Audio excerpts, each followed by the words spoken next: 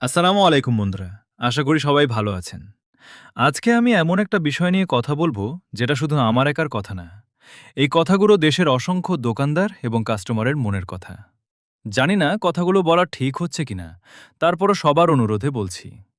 আমরা সবাই জানি, প্রতি বছর জুন মাসে জাতীয় বাজেট ঘোষণা করা হয়।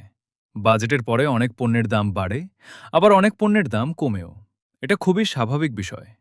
কিন্তু এমন একটা পণ্য আছে যার দাম বাড়লেই সবচেয়ে বেশি ঝামেলায় পড়তে হয় দোকানদার আর কাস্টমারকে। আর সেই পণ্যটি হল সিগারেট।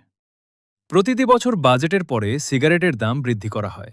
কিন্তু সমস্যা হলো, অনেক সময় প্যাকেটের গায়ে আগের মূল্যই লেখা থাকে।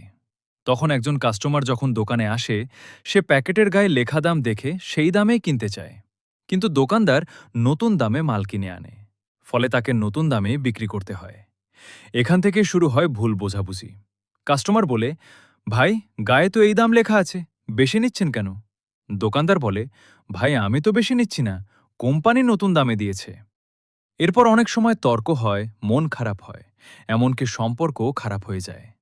আসলে এখানে কাস্টমারেরও দোষ নেই, আবার দোকানদারেরও দোষ নেই। কারণ একজন গায়ে লেখা দাম দেখছে, আরেকজন নতুন দামে মাল কিনে এনে বিক্রি করছে। তাই আমার মনে হয়, শুধু আমার না, দেশের বেশিরভাগ দোকানদার এবং কাস্টমারেরও একই দাবি।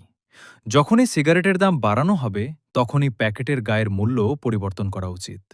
তাহলে কাস্টমার বিভ্রান্ত হবে না, দোকানদারও অযথা প্রশ্নের মুখোমুখি হবে না। দুজনের মাঝেই থাকবে স্বচ্ছতা আর বিশ্বাস।